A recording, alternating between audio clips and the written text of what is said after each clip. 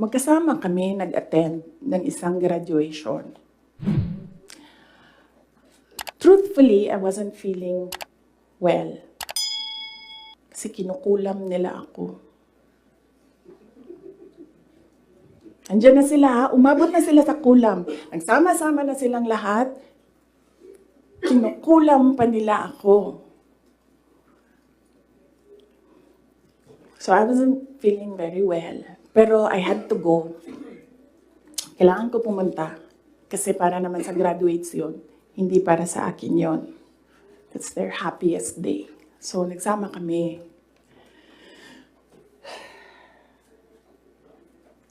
Nagsama kami. Katayo kami doon. And merong isang graduate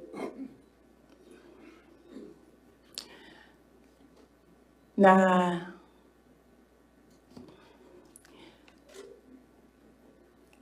alam nyo, para sa akin, there was some sort of inappropriateness sa ginawa ng bata. Pero bata ito eh. So ikaw din, meron ka din dapat sana sigurong pag-intindi kung saan nanggagaling yung bata. And ang reaction mo, ang response mo, should be so that the child will learn a lesson. So meron isang graduate. Sabi nung graduate, Mr. President, can I have your watch as a graduation gift?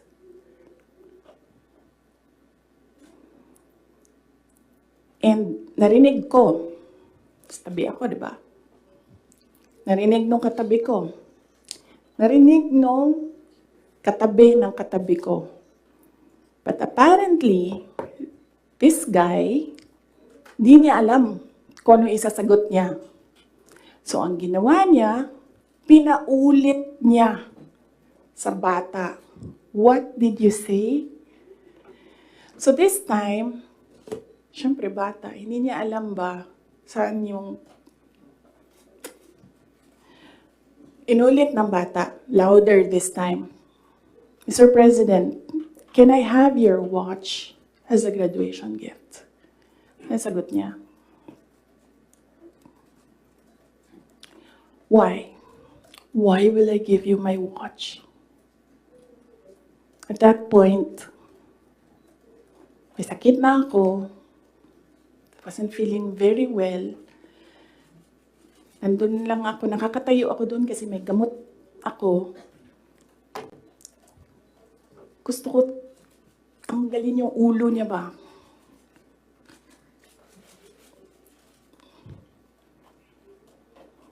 I realized toxic na yung relationship.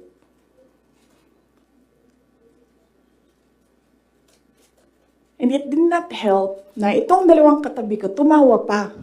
Pinagtawanan pa nila yung bata.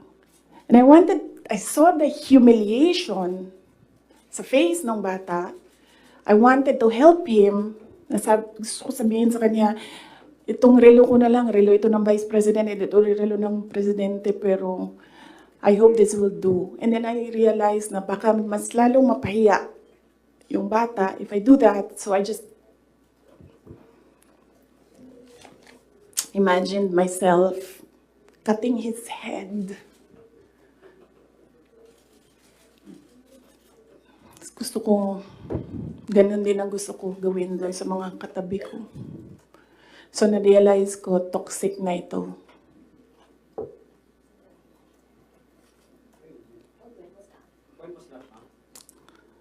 One of the graduation, hanapin niyo yung footage, makikita niyo doon yung mukha ko. Tsaka mukha niya, i-lip read niyo yung sinasabi niya.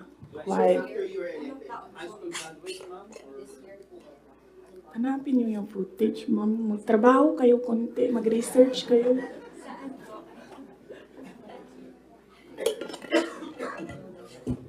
So, gusto ko sabihin sa kanya, bago ko tanggalin ang ulo mo, yung batang yan, Yan yung magpapakamatay para sa bayan natin. Nag-aral yan ng 4 na taon, naghirap yan ng 4 na taon, walang tulog araw-araw para mag-training kasi mamamatay yan para sa bayan natin. Yan yung batang yan, ang mapuputulan ng daliri diyan sa fiasco ninyo sa West Philippine Sea. And then, I'll cut his head. So, doon, na-realize ko, toxic na, di ba? Ganyan na yung imagination mo. Ang imagination mo, sinasakal mo na yung tao. And then I said, this is over.